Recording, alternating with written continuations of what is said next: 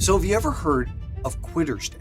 Today is National Quitters Day. Today is what's known as Quitter's Day. Quitter's Day. Quitter's Day. So apparently we just passed it. It's the second Friday in January. Now, apparently by this time, the majority of people have already given up on their New Year's resolutions. Now, I don't know about you, but I grew up around people that always told me never quit. In fact, I remember being given this drawing as a kid and hanging this somewhere in my bedroom. And the point here on the surface is a really good one. Even when all hope seems lost and you've got a giant bird trying to eat you, grab onto that thing's neck and don't stop fighting. And I'll admit, one of my guilty pleasures, my favorite football games to go back and watch on replay, when it looks like a team is down and out and somehow they crawl back, get the score even, and win. And the funny thing about that game is I was watching it in Atlanta with a bunch of Falcon fans, and I'll tell you, it was not a happy night. But here's the deal. There is a dark side to this type of mentality, especially if you're a hard worker. If you're somebody that's persistent, maybe a little bit hard-headed, that no-quit mentality can get you in trouble when the path you're going down is a dead end. So when is quitting the right decision? When is it actually a pretty smart strategic choice? That's the exact argument that Annie Duke makes in her book, Quit: The Power of Knowing When to Walk Away. If you haven't read it, I highly recommend it. In fact, all of her books are friggin' awesome. But in this particular book, she focuses on the three things you need to ask yourself when you're consistently working at something, time is going by, you're not seeing any progress, and you're asking yourself that question,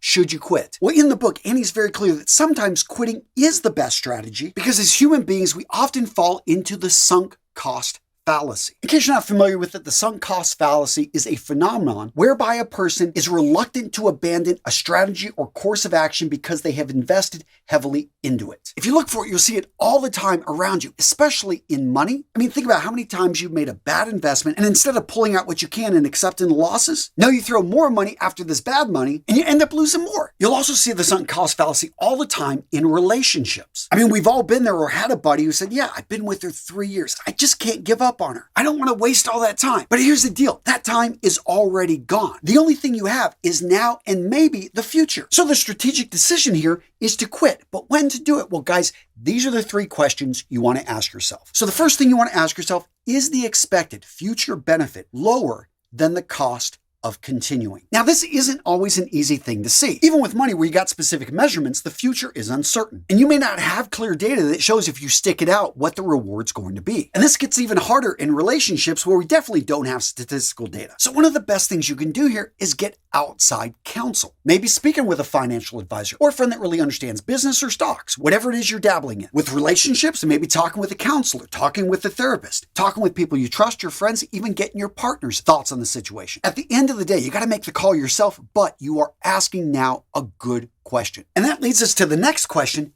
Do you have a kill criteria in place? Now that's kill in parentheses when we're talking about relationships. Yeah, you don't want to go there. I don't want you going to, Leavenworth or something like that. But seriously, do you have performance benchmarks? Do you have a time frame in which you want to try to work this thing out? Most people, when they're in something, whether it's money or relationships, they don't have a time frame. They don't have set clear conditions on, hey, at this point, I'm going to have to make a decision, yes or no, are we going to continue to move forward? And again, deciding these dates isn't always easy, hence why most people avoid it. But if you want to achieve greatness in life, well, setting up those if-then rules is really going to help to override your emotions, which, let's face it, in the moment are very difficult to combat with the logic that, we think drives most of our decisions. No, just like women, guys, we are incredibly emotional with our decisions. We think it's our mind that's driving things. No, most of the time, it's the heart. Now, at this point, you may be saying, well, that all sounds great, but what if something changes? Well, that leads us to the third question. Is there new information that invalidates the original assumption? So if you've made a decision when you are going to quit,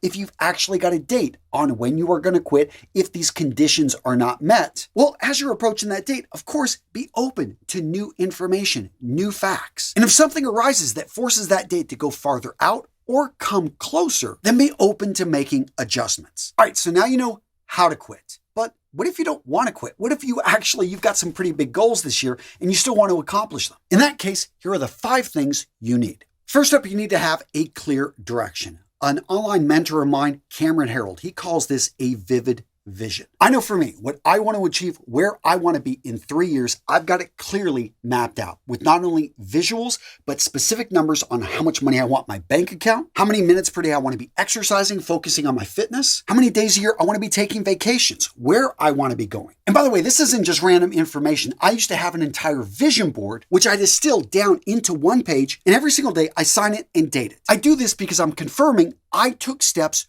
towards achieving my vision, my goals in life. You've heard it before, and I'll say it again. A journey of 1,000 miles begins with that first step. And I'll tell you, nothing is more motivating than seeing the progress build up. Now, the next thing you want are clear step-by-step directions. So it's all good to have a vision, but if you don't know how to get the body you want, if you don't know how to improve your finances, you could fall into the trap of analysis paralysis. So what I've done over the last 40 years is sought out coaches, mentors. I've read probably over 1,000 books, taken hundreds of pages of notes. In fact, my first blog, A Tailored Suit, which I then later built Real Men, Real Style out of, was nothing more than my notes that I was writing out as I was trying to learn more about menswear. Then it transformed into a blog that at one time was getting like 2 million visits a month. But in any case, having clear step-by-step directions, which again, if you don't want to do all that reading, you can shortcut by finding somebody that's already walked the path and having them show you. That guide, those directions are key to being able to make it happen. Next up, you need real accountability. It always kind of makes me laugh when I see these apps out there that,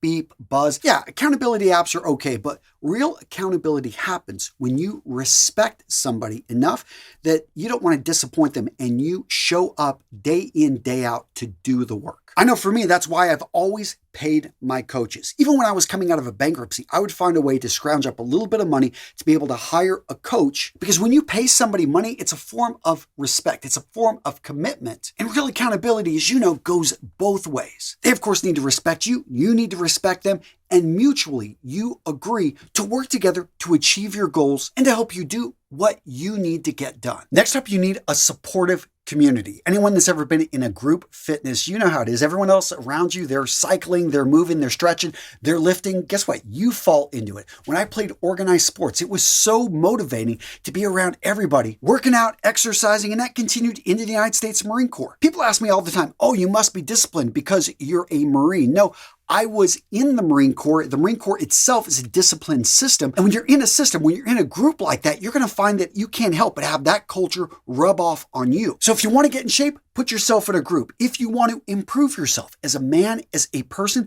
find a group of men that are trying to do that. When it comes to improving your finances, wealth building, find a helpful, knowledgeable, positive community where guys are going to support each other. Because when you fall down, and it will happen, it's so great to be able to look up and to see hands coming down to pull you right back up. And this next one is often looked over, but it's really important, and that is to have a group of people that you can celebrate your wins with. So one of the reasons that CrossFit is so popular is that these people just love celebrating wins with each other. In fact, if you're not even part of that gym, if you're just near it, you're going to hear them coming around, celebrating their wins, telling you everything about CrossFit. Yes, and we get tired of it. For a lot of us guys, as we lose our friends over time and we don't stay in touch with people, it's hard to be able to talk to people about certain things that could come off as bragging. Maybe you just got a new job that doubled your pay. Maybe you got a bonus, or maybe you made an investment that did really well.